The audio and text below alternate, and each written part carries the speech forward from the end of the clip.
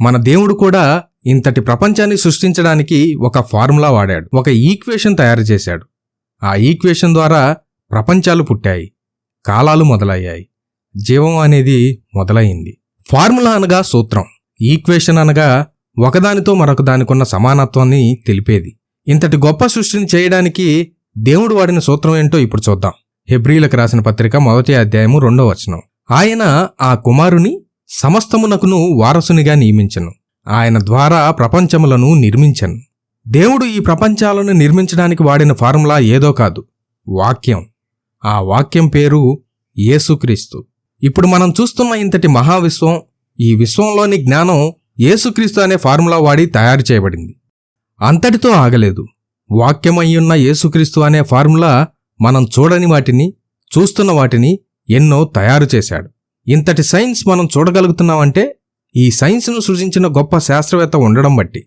ఆ శాస్త్రవేత్త ఎవరో చూద్దాం. కొలస్సీలకు రాసిన పత్రిక 1వ అధ్యాయము 15-16 వచనాలు. ఆయన అదృశ్య దేవుని స్వరూపి అయి సర్వసృష్టికి ఆది సంభూతుడై ఉన్నాడు. ఏలయనగా ఆకాశమందున్నవియు భూమి యందున్నవియు దృశ్యమైనవి గాని అదృశ్యమైనవి గాని అవి సింహాసనములైనను ప్రభుత్వములైనను ప్రధానులైనను అధికారులైనను సర్వమును ఆయన ద్వారాను ఆయన బట్టియు సృజింపబడెను. సృష్టి మొత్తానికి మూలం ఎవరో కాదు, మన దేవుడైన యేసుక్రీస్తే. ఆయన లేకుండా అసలు సైన్స్ పుట్టలేదు. సైన్స్ అనేది బయటికి రావాలంటే ముందు దేవుడు బయటికి రావాలి. ఎవరూ సమీపించలేని తేజస్సులో నివసిస్తున్న ఆయన తనను తాను వ్యక్తపరుచుకోవాలనుకున్నప్పుడు కనబడే వాక్యంగా బయటికి వచ్చాడు.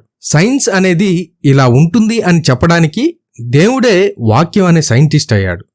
సృష్టి మొత్తానికి ఆయనే ప్రథముడిగా మారాడు. ఆ వాక్యంలో నుండి గ్రహాలు, నక్షత్రాలు, కాలాలు, గాలి, నీరు, నిప్పు, జంతువులు, మనుషులు అన్నీ కలుగునుగా కాని పలికాడు. ఇవన్నీ కేవలం యేసుక్రీస్తు అనే ఫార్ములా ద్వారా సృష్టించబడ్డాయి. ఈ ఫార్ములా లేకుండా ఇంత సృష్టి కలగడం అసాధ్యం. అందుకే ఇవన్నీ ఆయనను ఆధారం చేసుకొని కలిగాయి. 17వ వచనం.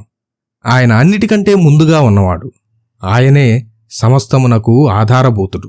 దేవుడు వాడిన ఫార్ములా ఈక్వేషన్. యేసుక్రీస్తు ఈజ్ ఈక్వల్ టు విశ్వం.